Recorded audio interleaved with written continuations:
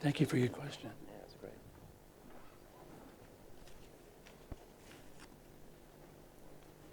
Okay, so that was both provocative and inspiring. I'm not sure about promising you inspiring. I can definitely promise you provocative for this next session, because we're finally going to start talking in detail about rankings and metrics and measuring.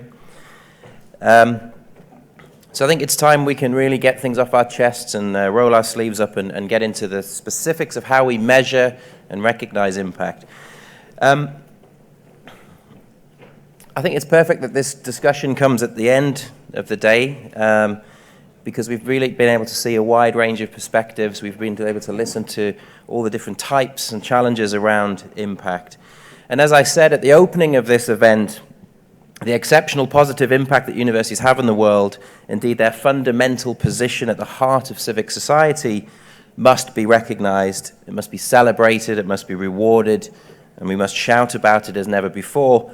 And I think the news coming in from the US overnight about the Paris Accord and Greg's comments suggest that this has never been more pressing and more important. I mean, at the most basic level, with huge pressure on public funding for higher education and for research around the world, we need to demonstrate our impact to a skeptical public, to governments around the world, and just simply to maintain the levels of support and funding that we need for our life-changing, paradigm-shifting, truth-seeking, and evidence-led work. But we can't recognize and reward impact unless we find better ways of measuring it and reporting it in all its diverse forms. So these next two sessions are going to be linked. We're now going to hear from some leading experts in the measurement and delivery of university impact. And then towards the end of the session, I am going to ask you to do some work. We're going to prepare for a fully hands-on workshop after a short break. So please be alert. Get ready to make your contribution. You're going to need your laptops and your smartphones and your tablets, because we're going to do some interactive research with you around metrics and measuring impact. So the next two sessions are really important to me. I think they're actually going to produce the first clear, tangible, short-term impact of this summit about impact. It will give Times Higher Education practical steps, tangible things we can do, take away to help work out how we reflect and measure impact and innovation in our rankings, in our metrics, in our data, our analytical tools, and of course in our editorial. So first of all, let's hear from our panel. We have Anders Karlsson, the Vice President for Strategic Alliances and Global Academic Relations at Elsevier. We have Arun Sharma, the Deputy Vice-Chancellor for Research and Commercialisation at the Queensland University of Technology. We have Lluís Tort, Vice Rector for Strategic Projects and Planning at the Autonomous University of Barcelona, who's representing also the European Consortium of Innovative Universities, and Angelina Yuen, who is Vice President for Student and Global Affairs at the Hong Kong Polytechnic University. If you could please join me on stage and we can start the panel debate. Thank you.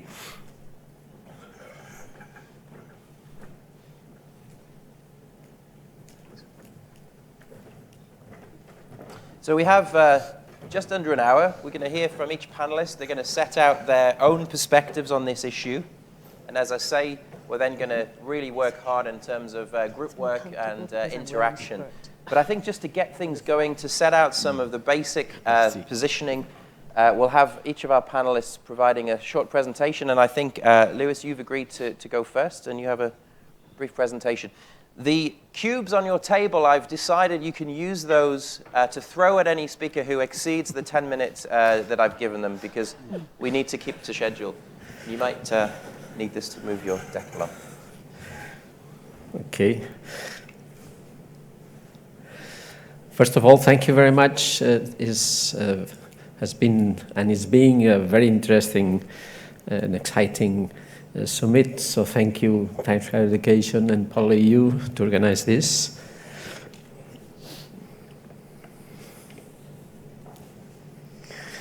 And I have to start, as Phil said, that I am representing here not only my university, but specifically the European Consortium of Innovative Universities, that I will tell you something later on.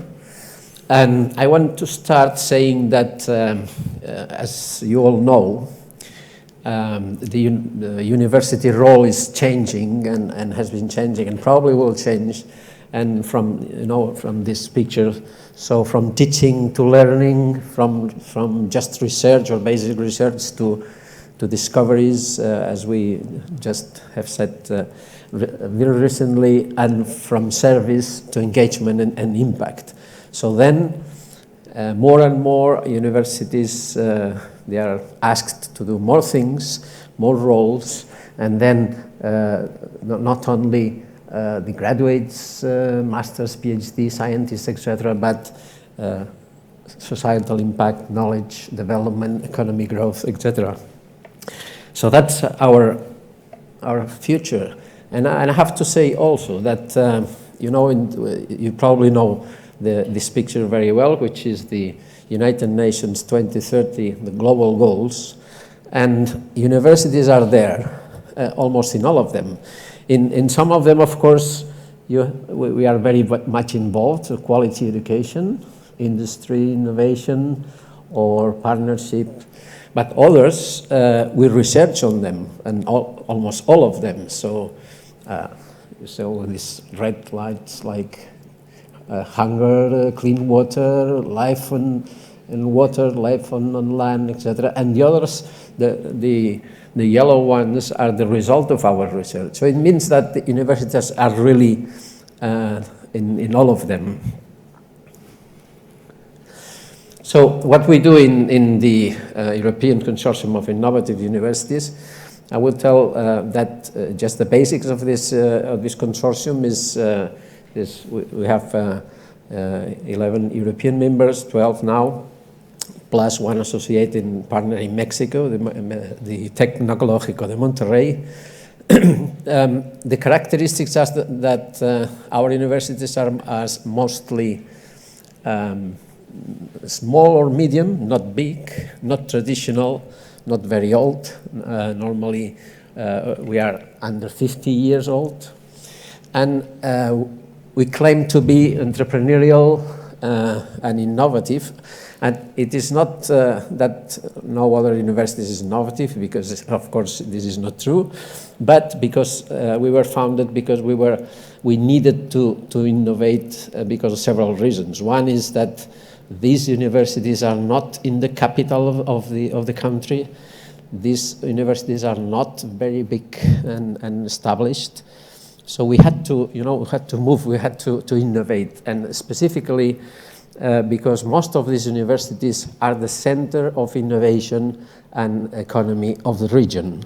So they are much involved in the region.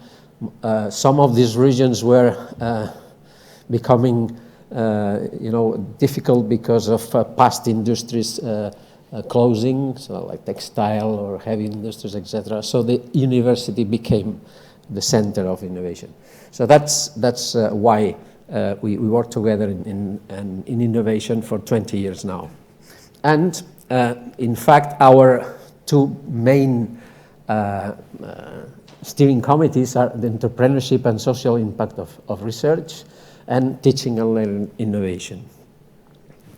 And specifically the first one. So now I will tell you some of the activities that we do in terms of innovation and impact in our region, in our communities. Different examples. For instance, in Aalborg, in Denmark, University of Aalborg, we have the AAU Innovation, which is a center of collaboration on all levels, so developing knowledge and dissemination with business, local organization, and educational institutions. So it's a kind of a group, these three groups working together.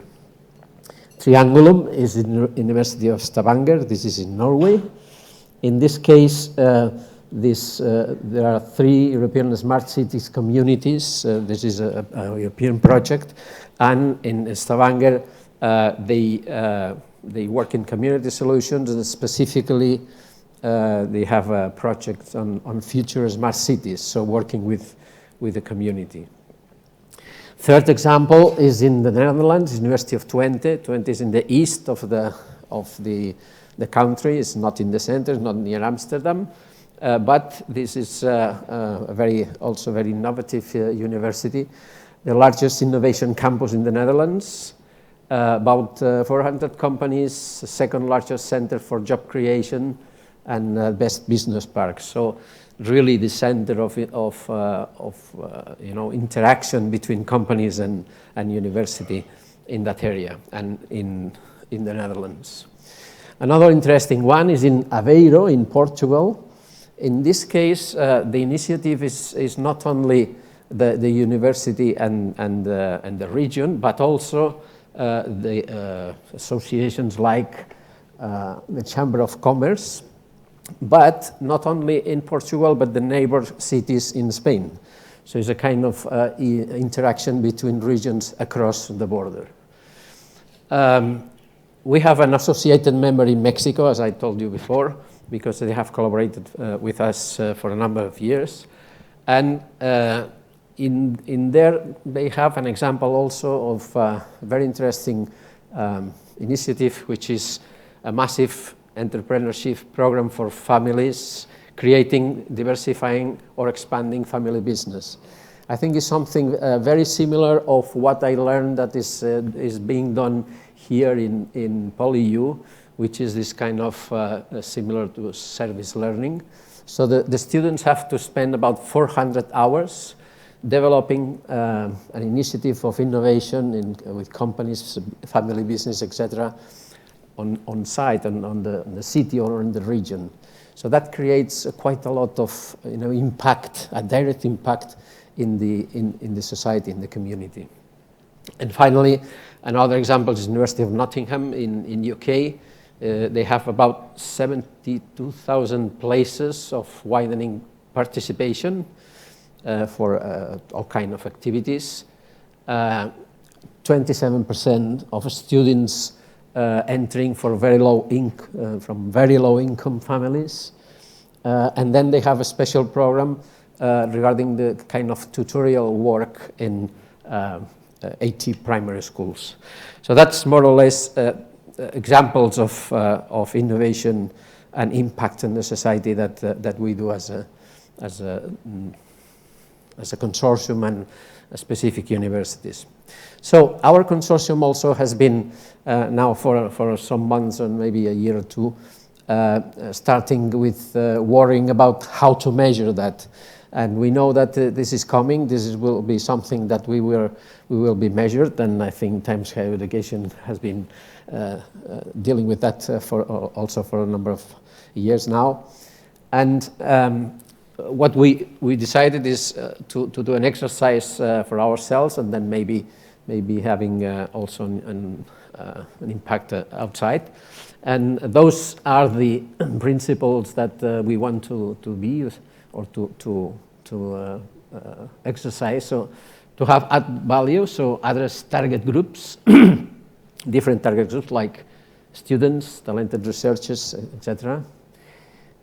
They should be also user-driven, so cross-targeting the tool that we made, providing different levels of information. They should be multidimensional to reflect multiple missions of the higher education institutions, universities. They should be comparable. So we are one university, as you said, from each country, so they should be comparable. They should be multi-level as well, to reflect different levels, for instance, areas of subject, departments, researcher types, students, and then context drivers. This is important. Different contexts, right? Regions, policies, traditions, funding, etc. What we see is that some of the indicators, like direct ones, like number of contracts, number of patents, may be easy to measure, but maybe they're not so complete in terms of really measuring the impact. But so we are thinking whether to go to the indirect impacts or indirect measurements, or the induced ones. And then you have here some examples that we were working on.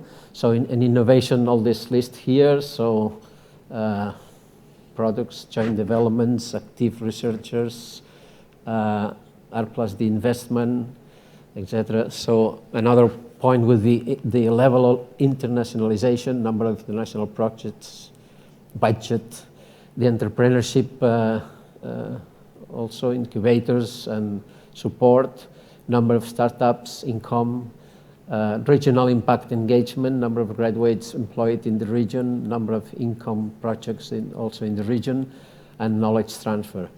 What we see also that we are moving more to the indirect and induced value rather than the direct ones. So something like this in red, so the amount of R plus the deduction in the region, it would be maybe an overall indicator of what is being done and then the result of that. The regional public-private projects, the economic and social agents involved in innovation, a number of them or a percentage of the total, the population with completed higher degree education degree, or the level of increase of the number of people entering to the university. This is depending on the region, that can be very, very important. The increased rate of population with higher education, or the increased rate of technological jobs. So the idea is that we move more to these ones than the other ones. And finally, I just wanted to mention some maybe difficulties or myths, realities related to innovation in universities and consequences that may be discussed if you want. Entrepreneurial activities hamper science. There are some affirmations on that. This is not true. Normally, this is maybe the engine to performance. Well, I escaped some of them. A more entrepreneurial orientation is beneficial for industries. Yes, it can be true, but not so much for the income of the university, because it takes time that innovation is it's becoming a source for the university. Rankings and indicators may distort institutional and academic behavior. This is possibly true, because professors and the academia faculty slowly they see the direction of the indicators that come maybe from outside, then come inside, and they probably will change the promotion procedures, etc. It is slow, but it comes, and I think we have to realize that this is coming also to universities. And then qualitative analysis, but there's another way to do that. Quantitative it's good, but qualitative analysis maybe does not help to the rankings, but it's there as well. So I leave this here, and thank you very much for your attention. Thank you very much. So that's a good overview of the types of activities, but also the type of metrics that universities themselves are looking at. I think now if we hand over quickly to Anders, and we'll look at the perspective from the bibliometrics specialists who are now developing new and different types of metrics and analyses. Thanks, Anders. Thank you very much. First of all, my congratulations to PolyU and to Times Higher for putting together such a fantastic summit. And to Phil, you waited until the last day to tell what the cube should be used for. Okay, so I will speak about old and new kids on the block, on how you can look at engagement, innovation, and impact, because that is why we are here. So basically, we hear quite a lot on things going around the globe on impact. This is the UK REF, which had impact case studies. More than 6,000 case studies were handed in. In Australia, they have had right now a trial on impact to see what could be done. And I'm originally from Sweden. And Sweden, in the latest research build, mind you, Sweden with the Nobel Prizes, in the latest research build, the title is Collaboration for Knowledge, for Society's Challenges and Strengthen Competitiveness. And there's quite some debate right now on various strategic funding. They increase the amount of strategic funding to look at various societal challenges. So it's going around the globe, these things. And in some sense, it's good because we want to have impact. Every researcher wants to create impact. Let's see if, yes. So who doesn't want to be innovative? And just took one example of how a university could advertise. This is University of Florida. See how University of Florida's teaching, research, and service impact your wallet and Florida's bottom line. And it just indicates on the side there some of the things they're trying to capture. And we heard earlier from Paul as well, looking at the indirect effects, looking at the effects on the regional economy and beyond, and students. So, and there are many things you can look at. And all of these things around impact, they also, of course, depend on the local context. What is the finance system, venture system, and other things around? And we learned yesterday that the skilled workforce, that's most likely the most strong impact of what universities do, provide talent. But there are a number of things you can look at, and I'll come back to that. So yesterday we heard a quote which has been attributed to Einstein. It's not necessarily so. I checked a bit, and if we believe internet, it's William Bruce Cameron, a sociologist, who said that it would be nice if all of the data which sociologists require could be enumerated, because then we could run them through IBM machines and draw charts, as the economists do. However, not everything that can be counted counts, and not everything that counts can be counted. We come back to that again, why you're mentioning about peer review and the qualitative and quantitative evaluation. But there's another point to this as well, and that comes from the first phrase. And it also comes from us. I represent Elsevier, we're a technology company. Increasingly, we are able to capture more and more indicators in a more easy fashion that could be used. So the question is really which ones to use and how to use them. And as we can apply as well things like machine learning, we can work on bigger and bigger data sets. So IBM is there, others are there. So this can be done. The question is what should be done. So we actually have devised sort of 2 golden rules, and they apply to innovation as well. First, always use more than one metric, it's the quantitative input. That would minimize gaming as well.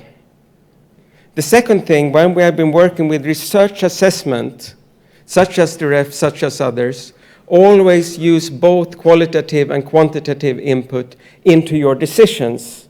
And I believe this is also why, for instance, in the university rankings, you have a reputation, you have a survey to get to capture both of these. So, just to give one example of an effort that has been done, this is in the UK, it's called the Snowball Metrics Project. These were the universities in the UK taking things into their own hand to see how they should be measured. So they looked at a number of things. This is all online if you go to the snowballmetrics.com. This is a recipe book. And they looked at things on what should be captured and how difficult is it to capture it. Can it be compared between institutions? So you're measuring apples versus apples and not apples and oranges. And I just wanted to highlight a few things there in red. These are on collaboration, or if you want, on engagement, and the other ones around impact. They're coming up with various ideas on what you can measure. Patents was mentioned earlier on, and another indicator, which is actually quite easy to capture right now, are citations, patent citations. Citations in patents to scientific work as one of proxies. So there are a number of things that can be done and can be captured, and we can discuss that further. So,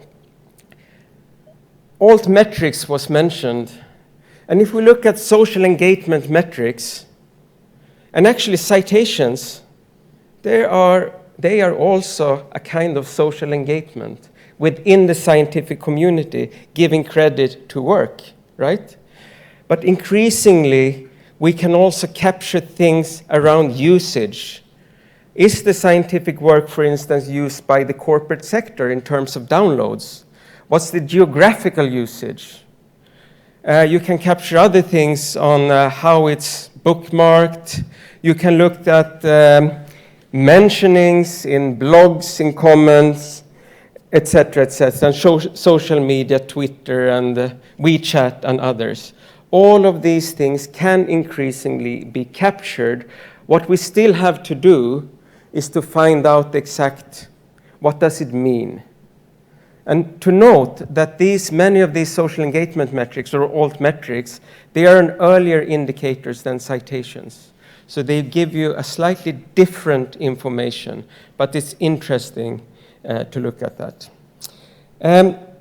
It's interesting to see from Lluís that, because I come back to this again, this is actually partly from a mission statement from Australian universities, the role of universities to the Sustainable Development Goals, to educate for sustainable development, to promote research and technical expertise, to act as leaders through the own operation of the universities. And the point I want to make here is that if you actually look at things, we have our generation to make sure we're not tipping our planet over the planetary boundaries where it's not comfortable or not livable at all for us. And it's the responsibility of our generation. And as we know, rankings or things you're measured against drives behavior. And I think it's interesting, although I know there is a sustainability ranking out there, it would be interesting to try to see, to incorporate, and just put out as a proposal, if you want to look at innovation, maybe to look also to put in some elements, concrete elements, on the university's contributions to the SDGs into the things that, for instance, Times is working on. And to keep time, I will say, and you can see the Rat Pack and New Kids on the Block, they have aged slightly as well. It's actually them. We have the oldest but goodies, various ways to measure academia-industry collaboration, patents, patent citations. But we also see newcomers. Those would be, for instance, around altmetrics, the social media. And the final thing I actually threw out was I believe it would be highly interesting to look at concretely, measure how we are supporting towards the SDGs, because this is actually our generation that can make that change. Thank you very much. Thank you. Thank you, Anders. It's extraordinary. About 4 years ago, I wrote a joke story, an April Fool's Day story, saying the world rankings were going to start using Facebook likes and YouTube views as part of its metrics. And I made a terrible mistake because it was taken very, very seriously, and people didn't realize it was meant to be a joke. But actually, just a few years later, it clearly isn't a joke, and the world of altmetrics is developing so quickly. And now the correlations you start to see between social media shares and citations, but of course they're much more immediate. I think it's very legitimately part of the agenda around how we should use this sort of data. I'll turn to you, Angelina, if that's okay. Would you like to make your opening remarks? Thank you. Hello, good afternoon. And I'm really glad that I can share my thoughts in this platform. And I would like to share a little bit more about social impact. Not only because I'm a social worker by training, but because I truly believe that a university can make a difference to the world that we live in. And I think universities must play a very important role as a catalyst for social change and social development and economic development as well. So I really like the topic of this year's summit in that we talk about the economic and social impact of higher education. And I think this is something that is very dear to the heart of all of us, I think. And I think in the I'm sorry to say that in the current ranking systems, I mean, at least the popular ones that are being used by Times Higher Education, QS, etc., social impact is, minimally reflected in the process and in the ranking.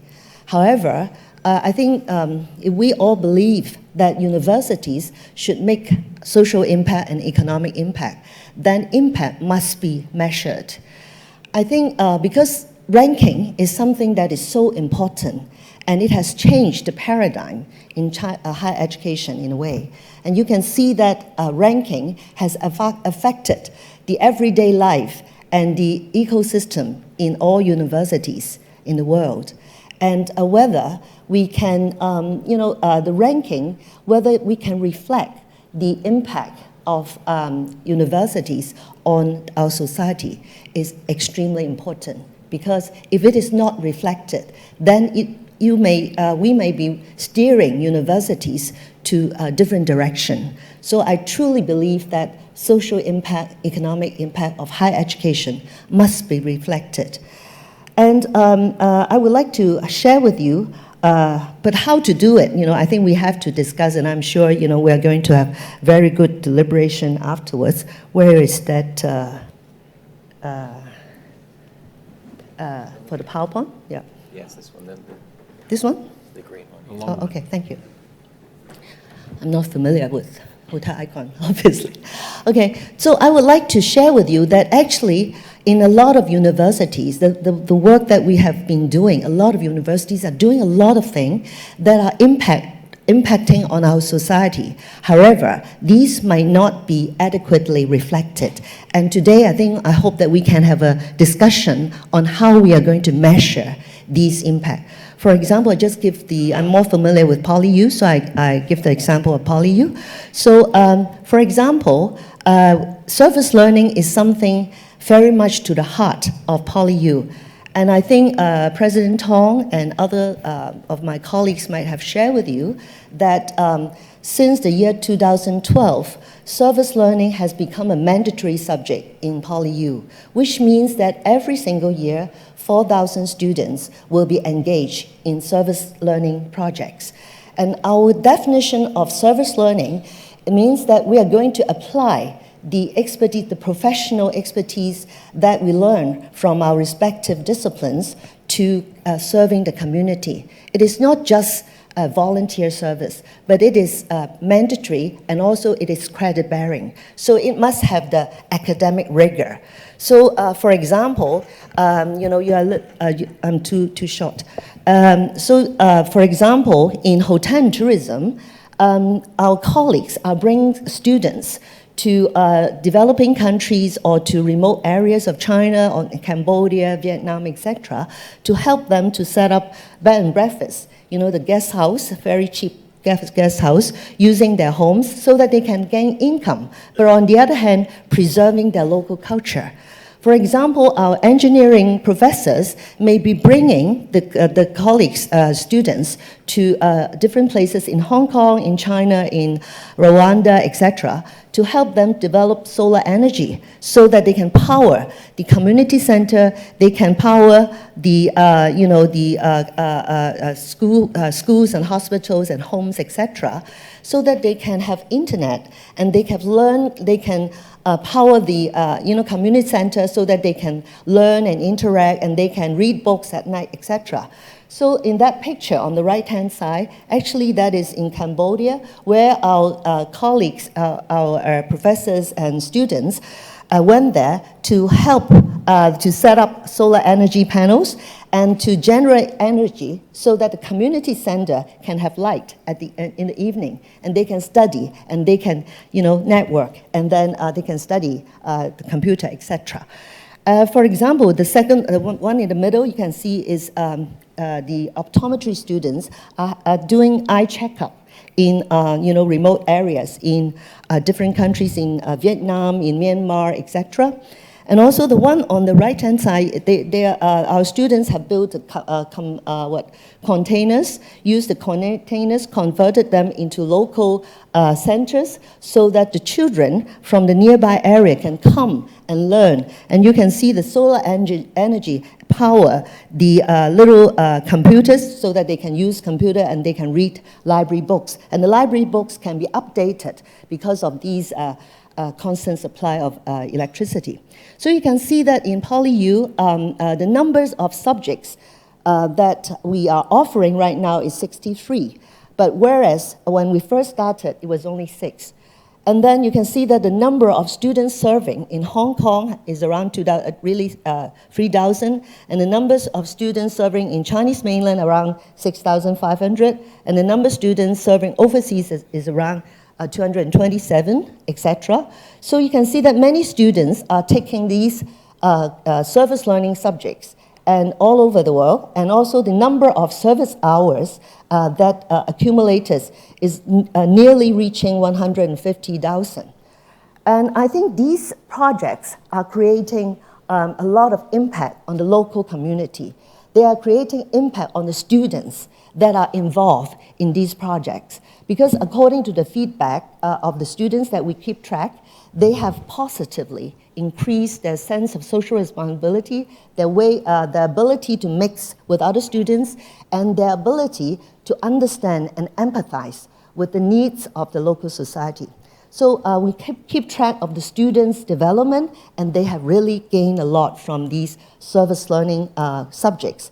But more importantly, I think during this process, we ensure that the students are bringing services that are of high quality to the local community, because we have to make sure that they are not just playing around as volunteer, but they are really delivering professional service to the local community that have an impact. So how are we going to measure it? This is something, food for thought. And another thing that PolyU has been actively engaged in is we have developed a Global Youth Leadership Institute. We have the slogan is SERVE. We have the SERVE model, S-E-R-V-E. That is socially, we are training leaders that are socially responsible. They are excellent not only in academic, but in their ability to work with others. They are reflective, they have visionary as well as ethical. So these are the key qualities that we would like to develop among our students. And we are involving them in a lot of projects locally and overseas, and typically these students are mixed with students from Chinese mainland and overseas together in a group, and then we engage them in some projects that they do overseas. For example, next month they are going to Kyrgyzstan, and then last year they went to Israel, etc. So we want to expose them to some places which is very different from what they are currently familiar with. And we want to expose them to tensions, to conflicts, as well as to a lot of issues that they might not be aware of, especially global issues. We want them to be grounded on the local situation and problems, but on the other hand, have a vision to change the world. And that's why I totally agree with the previous two speakers about the SDG, the Sustainable Development Goal, because this is something really on our heart, and we use that as indicators for teaching our students so that they will become globally aware and then globally engaged. And when they become leaders in future, we hope that they will get their hands dirty, they are able to serve the people on the ground, but on the other hand, has the vision to change the world, to change policies, and to change the global arena. And the third area that I would want to mention is entrepreneurship. So the previous two speakers talk about entrepreneurship, and in PolyU we do a lot to educate our students to be social entrepreneurs. And you can see that on that wall. That is our Inno Hub in PolyU located in our Innovation Tower. We say, do well, do good. And we want them to become entrepreneurs that are not only able to have successful startups, but on the other hand, they are able to do good to society.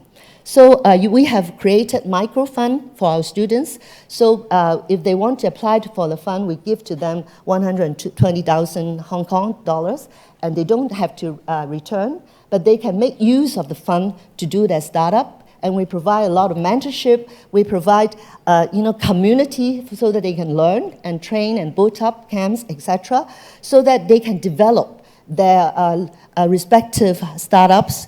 And we hope that the projects that we allocated money are the ones that are do well, do good. And we link them up with Shanghai, with Shenzhen, with Beijing, and also recently we have developed a network with different universities around the world so that they can go to different places to learn, to network, or even to do their startup. So you can see that entrepreneurship is also something very much to the heart of PolyU.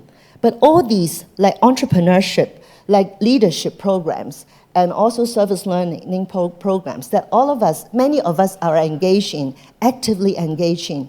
And we spend a lot of manpower, we spend a lot of money, of course, and we spend a lot of our time, etc., to groom our students so that they will become socially responsible. But unfortunately, right now, these are not reflected. But I hope that probably we can bring our heads together and see what we can do. So one thing that PolyU have done during the past few years is that because social responsibility is something to our heart, and this is something that we consider as our core mission. Education, research, as well as social responsibility are very much the DNA of PolyU now. And so we want to spread this around. And what we want to bring together like-minded colleagues and universities from around the world. So 2 years ago, we developed the University Social Responsibility Network, whereby we gather together universities that have the vision to change the world through our curriculum, through our research, through our knowledge transfer. And we have some founding members from different parts of the world, so we have deliberately invited universities that are very keen on social responsibility. For example, Washington U. St. Louis, Tufts University in the US, Sao Paulo from Latin America, Manchester University and Clare Hall from Cambridge in UK, Haifa University, and then Peking University, Beijing Normal, Sichuan University, Yonsei University, Kyoto University, New South Wales University, and Pretoria. These are the ones that, that our founding members, and they have expressed keen interest to join together because we all believe that social responsibility is the core mission of universities. And we feel that even though it might not be ranked, even at the moment, but we feel that we need to do it because this is something that we need to advocate, and we want this to become the core mission of all universities. So that's why we have been very active in engaging in this network. And what we have been doing is that we have been holding summits, and we hope that for example, our different founding members in respective regions can take up the leadership to spread the word around, to promote this concept of university social responsibility. For example, last year in November, we had a summit in Peking University, and we have invited over 40 presidents and party secretaries from the different universities, the leading university, to come and talk about university social responsibility and share the good practices around the world so that we will be stimulated by the experience of other universities, and that we will be able to spread this concept and bring this back to the very core mission of universities. And for example, we have faculty engagement. We visited Manchester University and learned about their good example of how they use the university and to serve the community nearby, the poor community, the unemployed persons, train them with skills and then provide them with jobs. And also even in the procurement processes, they are helping to engage companies and shops, small shop owners, and the products that are locally produced, and of course, green practice. Thank you. We're a bit tight on time. Yeah. And then we have student summit, and engaging our students so that they will become socially engaged. And through this network, we are able to involve students from around the world to really develop the sense of social responsibility. So all in all, I think all these show that there are a lot of impact that universities are making to the society, and how we are going to measure So I think we have developed some, actually we are in the process of developing a university social responsibility index. And we hope that probably we can think together and work together. And we hope that we can measure by student feedback, student impact, staff feedback, staff impact, and peer review, as well as the impact on the community. And there are lots of ways in which we can measure this. So probably we can have more discussion on what can be done in future. Thank you very much. Thank you very much. So I think there are absolutely wonderful examples of the types of activities universities do to make a difference in the world. The big challenge for this session and the workshop we're going to have is how do you actually boil that down and recognize it? I'm going to hand over to Arun for the final presentation before we start getting into our interactive session. Thank you, Phil. We're talking about impact, and we have to differentiate between whether we are talking about impact of research or the broader impact of universities. As many commentators have pointed out, that the greatest contribution that universities make is human capital. But let me talk about research first. We actually have a great way of addressing or assessing the impact of university research. The UK REF is an excellent way of determining different disciplines, the research impact that can be had. But there is a problem. And the problem is Rand Corporation came up with a cost of the assessment, and they estimated the cost of the assessment to be £56 million. And they said, for the return that the universities get from block grant, which was 20%, it was 3.6% of the investment for the money they got, and that they thought was a lot of money. In fact, they were fudging the figures. They were looking at the return on the investment, whereas the denominator should have been the 5-year research expenditure of all UK universities, and then it only comes to 0.15%. Let me ask you a question. The total expenditure on university research around the world, a conservative estimate, is $250 billion.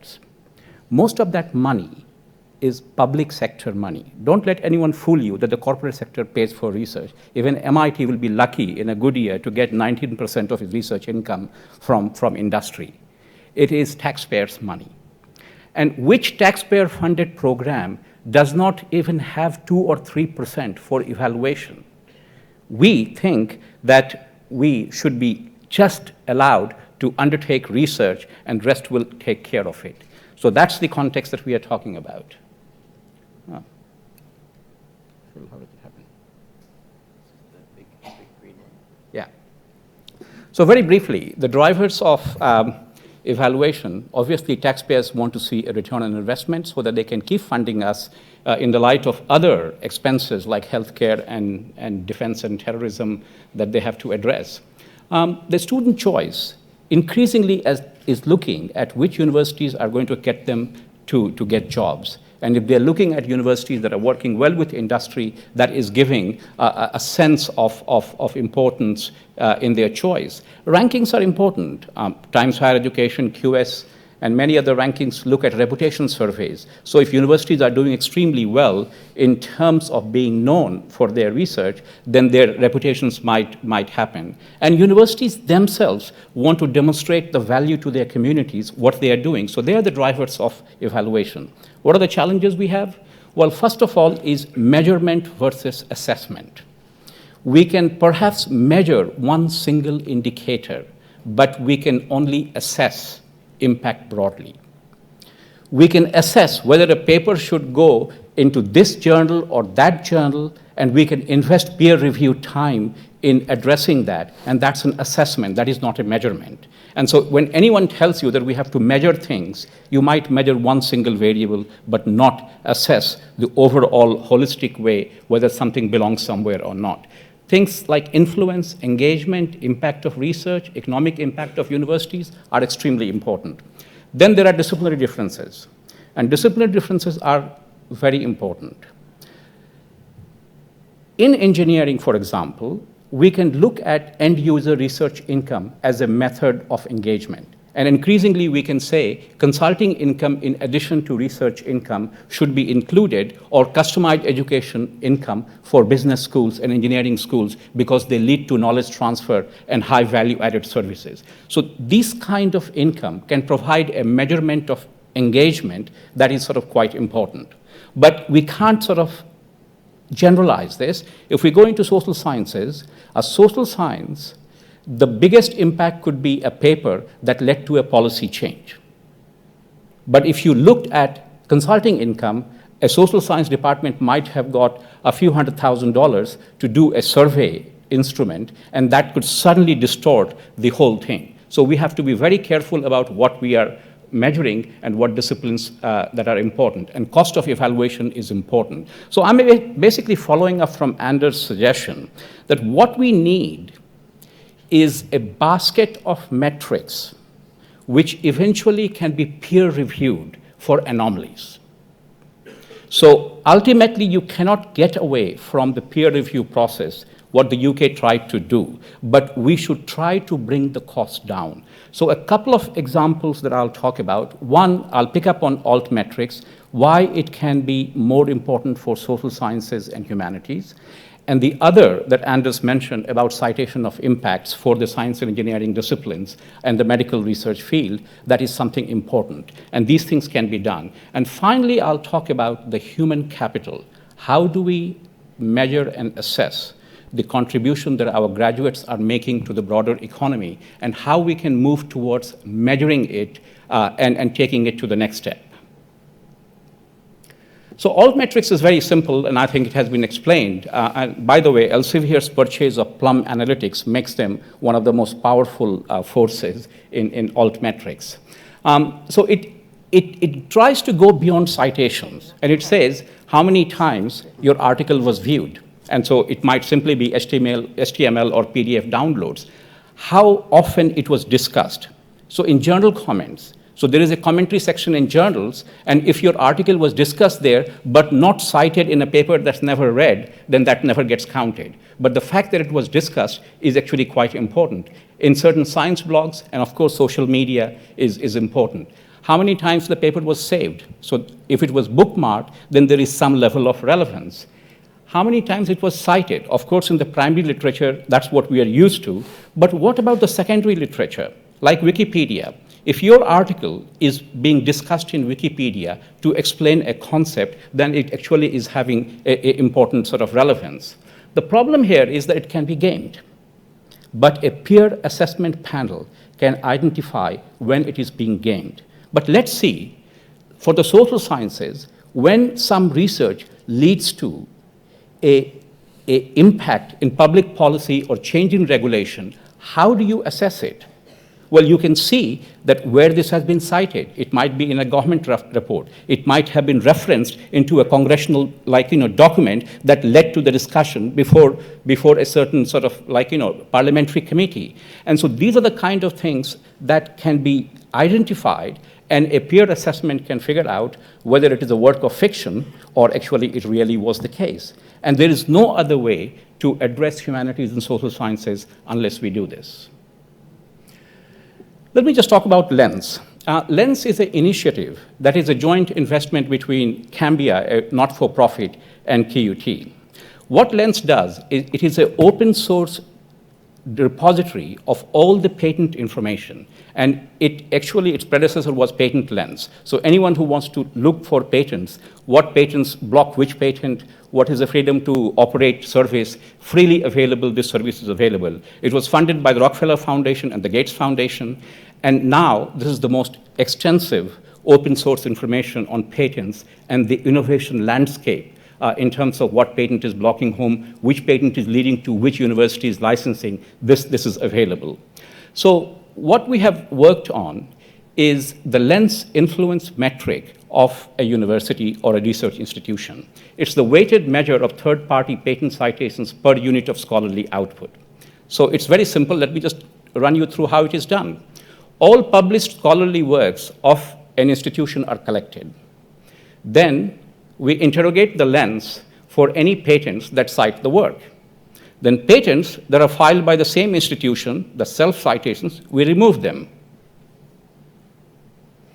Then the citing patents are then reduced to a single patent per family so that it's a single invention disclosure. And then each citing patent is multiplied by the number of patents in the family to give it a weight and for perceived value. And then this is normalized by the number of publications you have. So this lens influence matrix is a new ranking of the science, engineering, and medicine research in a particular university. And this will be published by Nature Index as a supplement in July. So I can't tell you which university is the top. By the way, the top one is not a university, it's a research institution. And if you're thinking about which universities do well, you'll be surprised that many of the big names are not doing that well. MIT is still very good. So you can wait till July to find out. Finally, looking at the economic impact of human capital. And this is based on the MIT and Stanford alumni survey approach. We all have heard that the number of companies founded by MIT graduates, professors, and alumni that are still operating, the total revenues are around $2 trillion. And if it was a country by itself, it will be the 10th or 11th largest economy in the world. How they do it is via a survey of alumni. And we decided to adopt this approach. But we felt that just founders was not going to be the right sort of mechanism because there are other ways our graduates make a contribution.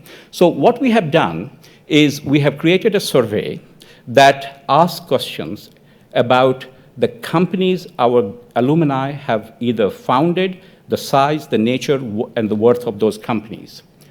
Then we ask the questions, which are the companies that they have led at a very senior level, again, the size and the worth of those companies. And then we ask them, which are the companies or organizations that they have participated in as employees. And then we ask the fourth part, that is, what other contributions that they have made in social and community organization and other intellectual contributions that we can do that. So the final slide, this is the survey, and I don't want you to read that. All I'm basically saying is that for each of the categories, what we do is we ask them to give a narrative about their most significant contribution, our alumni. Then we ask about 3 questions. One is their most significant role before joining QUT or during QUT, and then we ask most significant role previous to their current role and about their current role. And for each of these, we ask them, what was the role in the organization, the name of the organization, is it still active? Are you still there? What's the annual revenue? What's the number of employees? Which industry and which location? And then there are some other questions we ask them about their future prospects. And we are trialing this survey over a couple of thousand alumni currently with a view to sending it later in the year to over 250,000 alumni that QUT has produced. And what we believe is that this is going to provide us with a sense of how our graduates, our most valuable resource, are making a contribution to the broader economy. And our council, our governing body, likes this, but it always likes things that can be benchmarked. And so what I'm trying to tell Phil is let's work together to pick up a part of the survey which is globally relevant, and then let's try to have this survey. We have survey of teaching satisfaction across universities, across countries. Why not work towards a survey that ultimately is going to give the value of a university's human capital to broader society? And that will provide the evidence base for our governments, our societies, and our communities to support us in the long term. Thank you. Thank you very much. Thanks. So I want to move immediately to the interactive aspect, actually. We've heard from our experts. I was hoping that you would now go on your devices, your tablets, your laptops, and go to a website, which I think we'll put on the screen, which is www.slido.com, SLIDO.com. It'd be great if you all go in there. This is where we can really start to gather your data and get a strong sense of where we go forward with these sorts of metrics.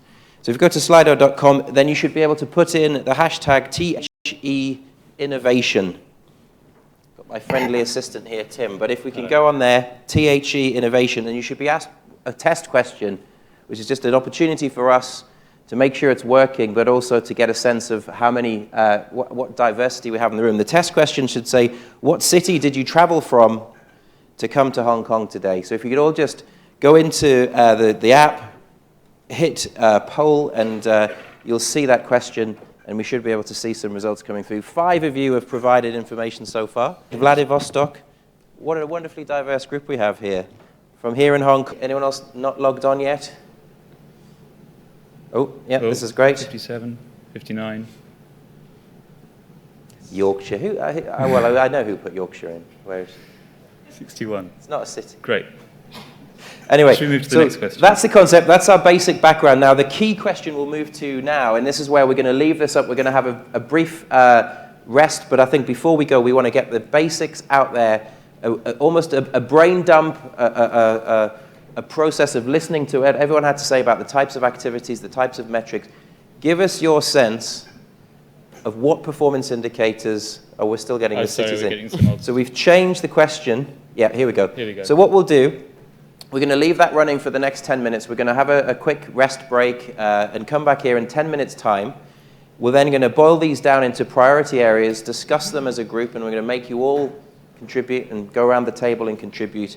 And then we're going to vote on which ones Times Higher Education should actually take away and start trying to develop. So if you can keep voting during the break, and we'll come back here and hopefully we'll have 100 or so ideas, and we'll boil them down and discuss them, and we'll keep drawing on our expert panel to share some of those ideas. And we'll be joined by Billy Wong, the Chief Data Scientist of Times Higher Education, who's probably going to be the reality check, who basically says to you which ones are feasible and which ones aren't. So let's have a brief break, but if we could reconvene in 10 minutes, and please keep voting throughout the break, and then we'll come back and decide on our priorities. You can input as many responses as you like, so...